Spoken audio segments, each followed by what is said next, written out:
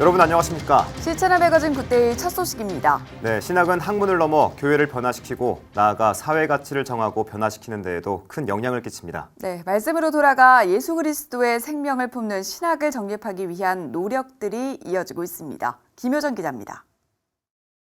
눈물의 기도 역사로 불리는 한국 교회사.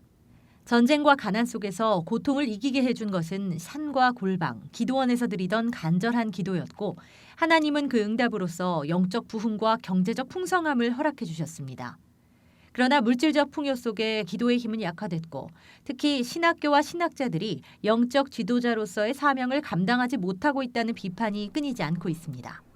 전문가들은 신학교와 강단에서 어떤 교리를 택하느냐에 따라 사회적 가치를 설정하는 데도 큰 영향을 끼치게 되는데 최근 낙태죄 합헌 판결이나 동성애 관련 문제에서도 신학의 역할이 결정적이었다고 분석하고 있습니다.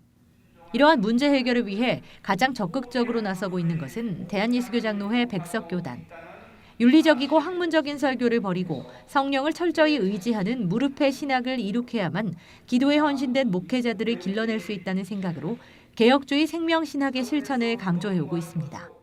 아무리 예수 그리스도에 대하여 학문을 가지고 체계적으로 잘 가르친다 해도 십자가와 부활의 신앙이 없으면 그리스도의 생명이 없으면 안 되는 것입니다. 참된 신학은 하나님의 말씀이 성령의 역사심을 통해서 예수 그리스도의 생명으로 나타나는 것입니다. 그래서 신학은 학문이 아니라 예수 그리스도의 복음이라는 것입니다. 창립 10주년을 맞은 개혁주의 생명신학회는 오는 23일 정기학술대회를 갖고 개혁주의 생명신학의 현황과 미래를 전망합니다. 이경직 학회장은 오직 성경이 답이고 생명을 살리는 복음이 기독교 신앙의 핵심이라는 게 개혁주의 생명신학이라며 다음 세대를 새롭게 한다는 의미에서 신학교육을 개혁하고 실천을 통해 생명을 살리는 신학의 실제를 제시할 것이라고 강조했습니다. 김진섭 백석대 평생교육신학원 학장, 이춘길 백석대 교수가 개혁주의 생명신학의 과거와 세계화를 주제로 발제에 나서며 황빈 강성교회 목사와 김준식 하늘빛교회 목사 등이 실제 사례를 소개합니다. 아세아연합신학대학교 역시 신학의 위기를 타개하기 위한 노력을 이어가고 있습니다. 한국의 신학교 위기는 경영 논리로 보면 해결의 실마리가 보이지 않는다며 신본주의와 복음주의라는 두 가지 목표를 강조해야 한다고 말하고 있습니다. 액트는 이를 위해 기존의 학과와 커리큘럼을 적극적으로 변화시키는 등 구체적인 움직임을 실현해 나갈 계획이라고 밝혔습니다. C채널 뉴스 김효정입니다. 최근 국가인권위원회가 혐오 표현 리포트를 발간했습니다. 국가기관 최초로 혐오 표현에 대한 기본적 개념을 정리한 건데요. 하지만 소수자의 인권 보호를 위해 정당한 비판과 표현의 자유까지 제한하는 편향적 리포트라는 논평이 이어지고 있습니다. 변현준 기자입니다. 지난달 28일 혐오 표현 리포트를 발간한 국가인권위원회. 최영애 인권위 위원장은 발간사를 통해 2010년대에 들어선 뒤 이주민과 여성, 성소수자에 대한 혐오 표현이 증폭됐다면서 혐오가 위협이나 물리력으로까지 나타나고 있는 실정이라고 말했습니다. 또 상당수 시민들은 혐오 표현이 범죄로 이어질 가능성을 우려하고 있다면서 혐오 표현에 대한 기본적 개념을 정리하기 위해 리포트를 만들었다고 밝혔습니다. 리포트에서는 혐오 표현에 대한 대표적인 사건으로 2016년 강남역 노래방 살인 사건과 2018년 예멘 난민 관련 반대 여론, 인천시 퀴어 축제 반대 집회 등을 꼽았습니다. 해석을 두고 이견이 있는 사건들을 혐오 표현의 반증으로 내세우면서 편향적인 시각에서 작성된 리포트라는 논평이 이어졌습니다. 자유인권실천 국민행동 주요셉 공동대표는 논평을 통해 이번 리포트의 혐오 표현에 대한 정의는 민주사회에서 건강한 비판과 반대 목소리를 용납하지 않겠다는 독재적 발상이라고 말했습니다.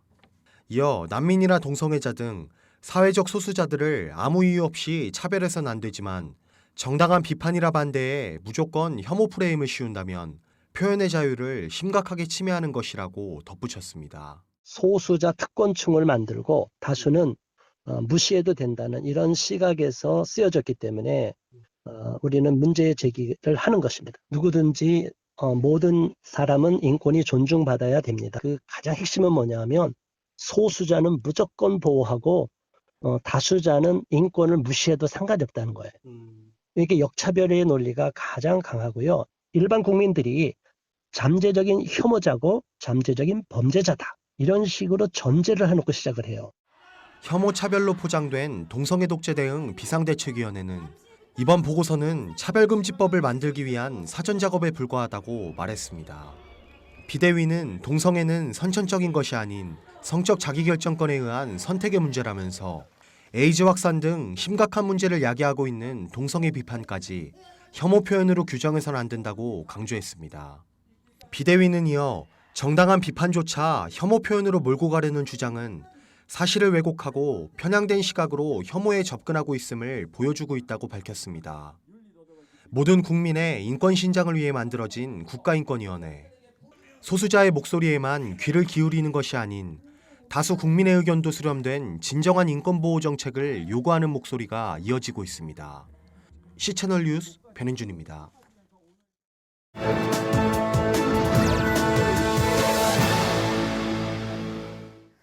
미국의 유명 패스트푸드 레스토랑 칙필레가 영국 상륙의 꿈을 포기하게 됐습니다. 네, 영국 레딩 지역 오라클 쇼핑센터에 처음으로 문을 연 칙필레가 지점 철수를 결정했기 때문인데요.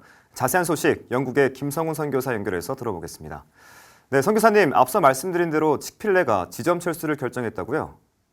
네, 말씀하신 것처럼 기독교적인 마인드와 가치관으로 운영되어지는 미국 레스토랑 칙필레가 6개월간의 파일럿 기간 동안만 이곳 영국에서 운영이 되어지고 더 이상 연장하지 않고 클로즈하기로 결정되었다고 발표했습니다. 사실 이 칙필레는 지금까지 주로 미국 내에서만 운영이 되었기 때문에 이 레스토랑이 미국 내 다른 패스트푸드 레스토랑들보다 상대적으로 한국 분들에게는 좀 덜 알려져 있지만 미국 내에서는 아주 인지도가 떨어지지 않는 그런 레스토랑입니다. 하지만 이런 칙필레가 영국에서 오픈을 했지만은 아쉽게도 칙필레의 경영상의 문제가 아니라 정치적인 이슈로 그만 철수 결정을 하였다고 합니다. 네, 말씀하신 정치적 이유라고 하면 여러 매체에서 보도된 동성애 옹호단체의 지속적인 시위를 말씀하시는 건가요? 예, 맞습니다. 정확하게 바로 그 이유 때문입니다.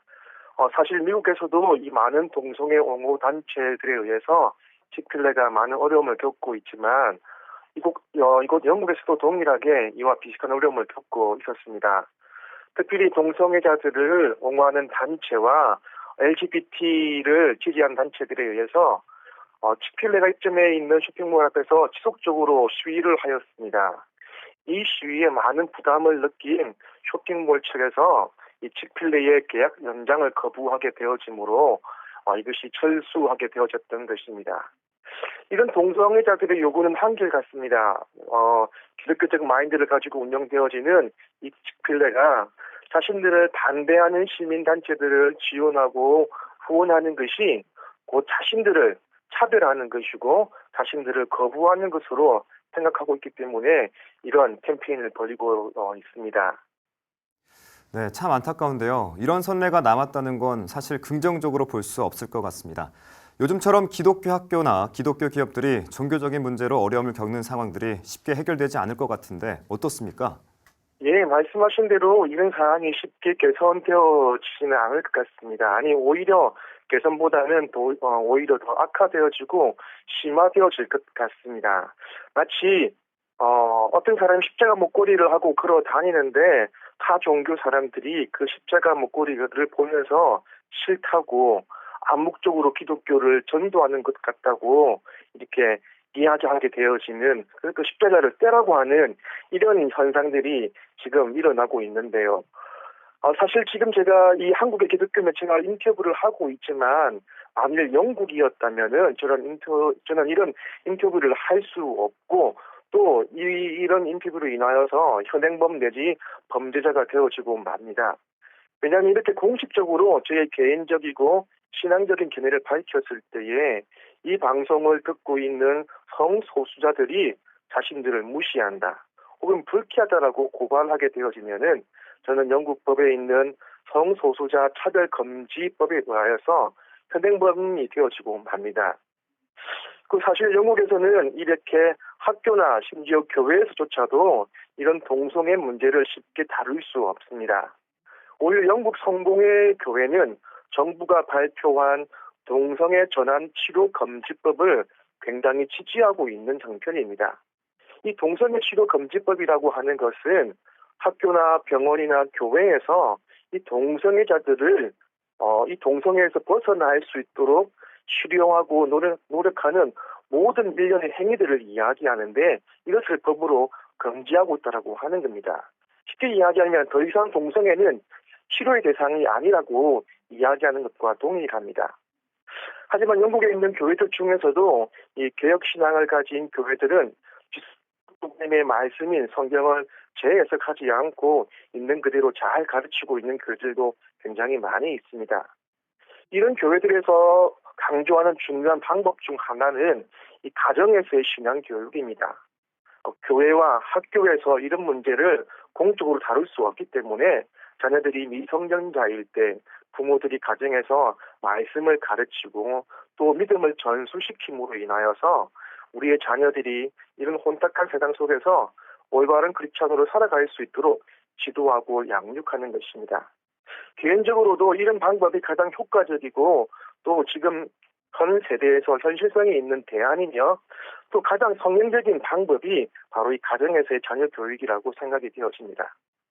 네, 사회적 환경은 날로 어려워지고 있지만 선교사님 말씀대로 이 가정에서의 신앙교육이 더욱 중요해질 수밖에 없는데요. 영국 사회에 나타난 상황들이 우리들에게도 교훈이 됩니다. 네, 영국의 김성훈 선교사와 얘기 나눠봤습니다.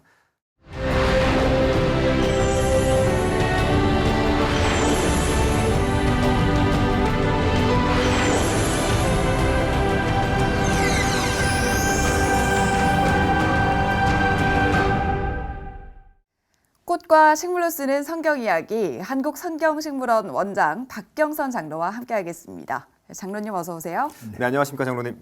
네, 오늘은 로뎀나무에 대해서 얘기해 주신다고요? 네, 그렇습니다. 성경에 로뎀나무가 약 4배 정도 나타나거든요. 네. 이렇게 적은 빈도수에 비하여서 엘리야와 연결되어 있다 보니까 이 로뎀나무는 성도라면 누구나 아는 아주 유명한 식물이 되었습니다. 네. 열왕기상 19장 4절에 보게 되면은 엘리야가 부엘셰바 광야에 로뎀나무 아래 쓰러져서 하나님께 죽기를 간구한 아주 비참한 모습을 우리가 볼 수 있는 것이죠. 네, 앞서서도 언급을 해주셨는데 많이들 알고 계시지만 성경 속에는 이렇게 비교적 적게 언급이 된 이유도 궁금한데요. 로뎀나무가 성경하고 연결되는 사건은 별로 이렇게 나타나지는 않기 때문에 적게 네. 언급될 수밖에 없고. 네. 그런데 이제 그 욥기서에 보게 되면은 뱃사리 나무라고 나와 있는 것이 로뎀나무고. 네. 또 이게 창세기에 보게 되면 하갈이 부엘셰바 강야에서 이스마엘을 떨기나무 아래 놓아뒀다라고 그러다 또 감목 아래 놓아뒀다라고 이렇게 바뀌는데 거기에 다 로뎀나무입니다. 그러니까 총 합하면 한 5번 정도 나오는데 하여튼 엘리야 선지자 때문에 로뎀나무는 유명한 식물이 되었습니다. 말씀해 주신 것처럼 로뎀나무 하면 엘리야를 반드시 떠올릴 수밖에 없게 되는데 엘리야가 로뎀나무 밑에서 죽기를 간구했는데 여기까지 오는 과정도 굉장히 힘들었잖아요. 어떻게 네, 그렇습니다. 좀 가르쳤을까요? 배경 설명이 좀 필요합니다. 네. 엘리야가 활동할 당시에 북이스라엘의 왕은 아합이었습니다. 아합은 시돈 사람 엣발이라고 하는 사람의 딸인 이세벨과 혼인을 해요. 네. 네. 그래서 왕으로 맞이합니다. 그런데 그 이세벨은 아합을 부추겨서 북이스라엘의 수도인 사마리아에 바알 산당을 짓게 하고 네. 북이스라엘 곳곳에 아세라 목상을 세워서 우상을 퍼뜨립니다. 네. 그래서 이 엣발이라는 사람은 네. 원래가 그 바알 제사장이었어요. 그런데 이제 쿠데타를 일으켜서 정권을 찬탈한 자였습니다. 네. 그러니까 이런 그 엣발의 딸인 이세벨을 왕으로 맞이한 그 바알은 그 이세벨의 치마폭에 쌓여가지고 이세벨이 시키는 일은 뭐든지 다 합니다. 그러니까 급기야는 하나님의 종교를 바알 종교로 바꿔버려요. 그래가지고 북이스라엘의 국교로 도입을 합니다. 네. 그래가지고 북이스라엘의 곳곳에 바알을 섬기도록 이렇게 조장을 하면서 아합은 하나님보다 이제 급기야는 바알을 더 섬기는 철저한 우상 숭배자가 되어가는 것이죠. 네. 그래서 이렇게 우상 숭배자가 되어갈 뿐만 아니라 이세벨인 또 그 바알을 반대하는 하나님의 선지자들을 또 죽이려는데 혈안이 되어 있었어요. 이때 엘리야가 그 바알을 섬기는 아방을 비롯한 북이스라엘의 백성들을 향해서 거짓된 바알 신앙을 버리고 하나님께 돌아오라라고 이렇게 촉구하죠. 네. 그런데 오히려 그 이스라엘 그 북이스라엘의 백성들은 이 극단적인 어떤 양극단적인 신앙 싸움에서 네. 오히려 하나님과 바알 사이에 양다리를 걸치고 혼합주의 신앙으로 그들의 편리만을 추구하고 있었을 때입니다. 네. 그래서 엘리야는 도저히 이대로 둬서는 안 되겠다는 생각을 해서 예. 엘리야의 하나님을 향한 그 열심과 특심으로 엘리야는 아방에게 대결을 제안을 하죠. 네. 바알 선지자들 전부 다 갈멜산에 모아서 네. 바알이 하나님인가 여호와가 하나님인가를 판가름하자라는 그 대결을 제안하게 됩니다. 네, 방금 또 갈멜산에 대해서 언급하셨는데 또 갈멜산에서 전투가 이루어졌잖아요. 그것도 한번 설명해 주시죠. 그래서 이제 그 바알 선지자 450명을 원래 처음에는 이제 아세라 선지자까지 해가지고 한 850명을 이렇게 네. 모으는 걸로 우리는 그렇게 알고 있었는데 나중에 보게 되면은 바알 선지자들만 거기에 참여했어요. 네. 뭐 이유는 잘 알 수 없습니다만은 바알 선지자 450명이 모여서 엘리야와 450대 1의 대결을 벌이는 것이죠. 네. 거기서 하나님의 역사심으로 엘리야가 바알 선지자들을 이기게 되는 것이죠. 그래서 이제 백성들과 함께 바알 선지자 450명을 붙잡아서 기손 시내가로 데려가서 바알 선지자 450명 모두를 다 죽여버립니다. 네. 이렇게 그러면 이제 북이스라엘의 바알 선지자가 죽었으니까 이제는 바알이 퍼지지 않을 줄로 이제 알고 있었던 것이죠. 예. 그런데 여전히 그 상황이 끝났다라고 생각했는데 아방이 오히려 이세벨을 부추깁니다 이번에는. 네. 그래서 엘리야까지 죽이려 하는 것이죠. 그래서 이세벨이 이제 엘리야에게 사람을 보내는 것이죠. 네. 그래서 내일 이맘때 내가 섬기던 그 바알 선지자의 한 사람 같이 네가 죽였던 45명 중에 한 사람 같이 내가 내일 이맘때 너를 죽일 것이라고 예. 얘기하죠.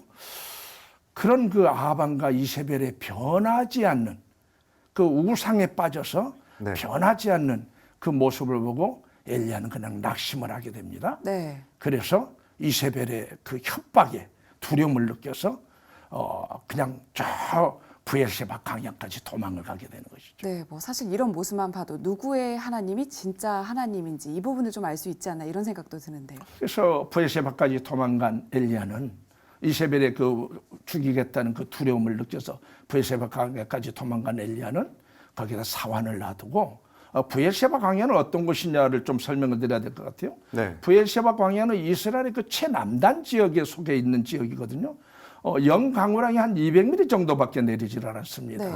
그래서 200mm 정도의 강우량 가지고는 사람이 살아갈 수 있는 근근히 살아갈 수 있는 네. 곡식을 파종하게 되면은 싹이 나고 열매를 맺지만은 정말 항상 식량이 부족한 네. 사람이 겨우겨우 살아갈 수 있는 그 지역이 부엘세바거든요. 이스라엘을 얘기할 때 단에서 부엘세바까지라고 얘기하는데 단은 이스라엘의 북단 끝에 있는 사람이 살아갈 수 있는 북방 한계선을 단이라고 그러고 네. 남방 한계선은 부엘세바거든요. 네. 네. 거기에다 따라온 사환을 거기다 엘리야는 놔두고 자기는 부엘세바 강해로 하룻길을 더 들어가는 것입니다. 정말 죽으러 가는 것입니다. 예. 그래서 부엘세바 강해를 하룻길을 터벅터벅 걸어가던 엘리야는 부엘세바 강해의 40~50도로 오르내리는 뜨거운 태양에 탈진하게 되는 것이죠. 더 이상 걸어갈 수가 없게 된 엘리야는 어느 한 나무에 쓰러지는데 바로 그게 노뎀나무입니다. 그런데 엘리야가 부엘세바 광야에 쓰러져 있는 그 뜨거운 태양을 피하기 위해서 쓰러진 노뎀나무는 네. 나뭇잎이 없는 나무예요. 예. 네. 나뭇잎이 전혀 없는 나무 밑에 쓰러져 있는 엘리야는 부엘세바의 그 태양을 가릴 만한 그늘이 없는 곳에 네. 아주 비참하게 쓰러져 있는 것이죠. 나뭇잎이 없는 나무라고 하니까 상상이 안 되는데요. 그렇죠.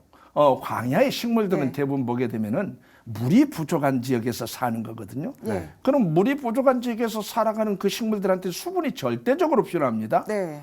그런데 잎이 넓은 나무들은 수분을 많이 필요하잖아요. 네. 그러다 보니까 광야의 식물들은 특히 보게 되면은 그 시딘 나무라든지 우리가 잘 알고 있는 그다음에 에셀 나무라든지 이런 나무들은 아주 잎을 잘게 나눕니다. 네. 안 그러면 로덴 나무처럼 아예 잎을 만들지를 안 해버려요. 왜? 네. 수분을 뺏기지 않아야 자기가 줄기가 살아남거든요.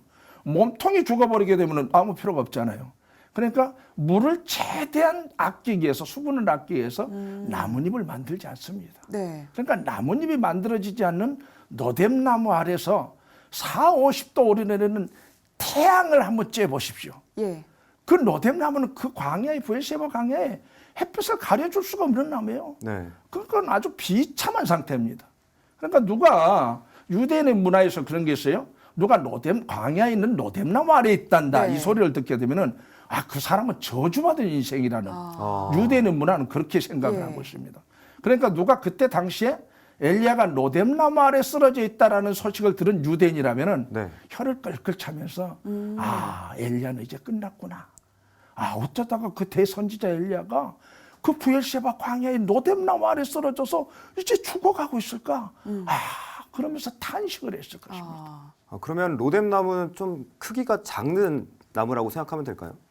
노뎀나무는 사람이 쉬어갈 만한 그 큰 나무가 아니에요. 그럼 어느 정도? 노뎀나무는 이제 관목에 서고요. 관목이라는 것은 나무 줄기와 또 새로 나온 그 순들이 네. 어떤 것이 원줄기고 어떤 것이 나무 줄기인지 구별이 잘 안 갈 정도로 노뎀나무는 관목에 속합니다. 그래서 노뎀나무는 그늘, 특히 아까 말씀드렸듯이 나뭇잎이 없어서 그늘이 생기지 않고 네. 노뎀나무 아래는 쉬어가는 곳이 아니에요. 네.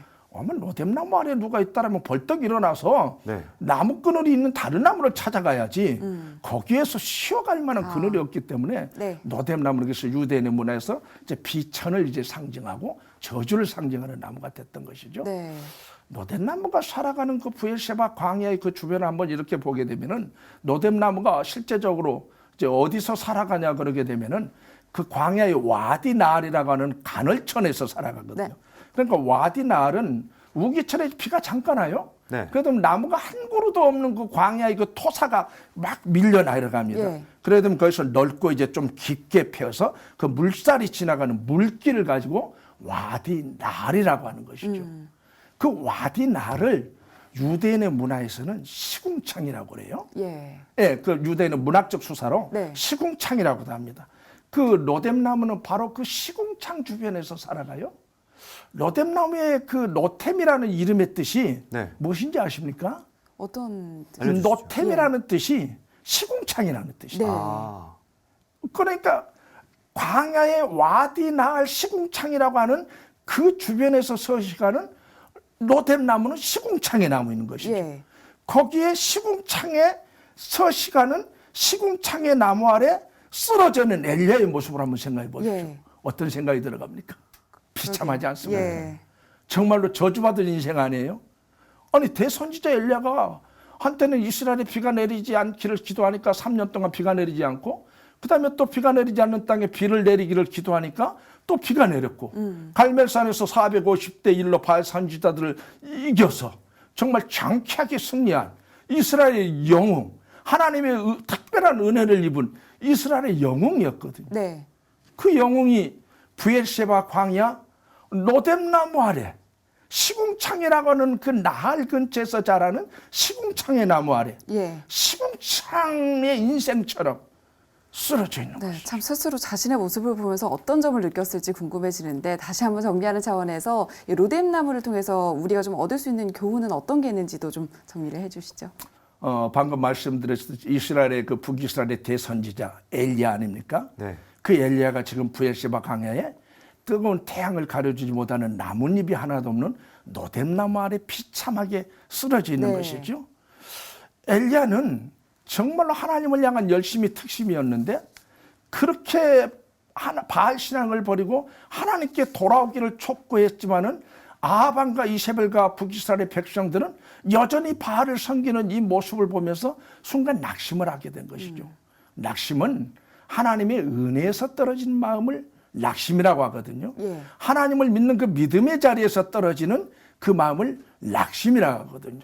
낙심이 돌아오게 되면은 두려움이 생기게 됩니다. 네. 낙심이 찾아오니까 450대 바알 선지자들과 겨룰 때도 두렵지 않았던 엘리야가 그 한 여인 이세벨이 갑자기 두려워져 버린 거예요. 네. 그래서 그 이세벨이 죽이겠다는 그 협박에 두려움을 느껴서 사람이 살 수 없는 그 브엘셰바 광야까지 들어가서 사람이 그 브엘셰바 광야의 뜨거운 태양을 피할 수 없는 나뭇잎도 없는 시궁창 주변에 달하는 거기에 쓰러져 있는 것이죠. 네. 얼마나 비참한 상황입니까? 네. 그러나 하나님께서는 그 비참한 상황 가운데 삶을 포기한 엘리야를 버려두시지 않으시고 네. 그 브엘셰바 광야 로뎀나무 아래 천사를 보내십니다. 예. 그래서 물과 떡을 줘서 힘을 얻게 하시고 그 시궁창의 나무 아래 쓰러져 있는 시궁창 같은 인생인 엘리야를 일으켜서 다시 하나님의 음성이 들리는 호렙산까지 가게 하시는 것이죠. 네. 그것이 은혜입니다. 바로 그 하나님이 오늘 우리의 하나님이신 것입니다. 네, 성경 속 식물 오늘은 로뎀나무에 대해서 좀 알아봤습니다. 한국성경식물원 원장 박경성 장로와 얘기 나눠봤습니다. 원장님 고맙습니다. 말씀 잘 들었습니다. 감사합니다. 신학에 대한 위기의식이 높아지고 있는 가운데 예수 그리스도의 생명을 품는 신학을 정립하기 위한 노력이 이어지고 있습니다. 최근 국가인권위원회가 발표한 혐오 표현 리포트에 비판이 제기되고 있습니다. 개혁주의 생명신학회가 오는 23일 창립 10주년 학술대회를 개최합니다. 거룩한 빛광성교회 정성진 목사의 이임예배가 오는 24일 교회 본당에서 열립니다.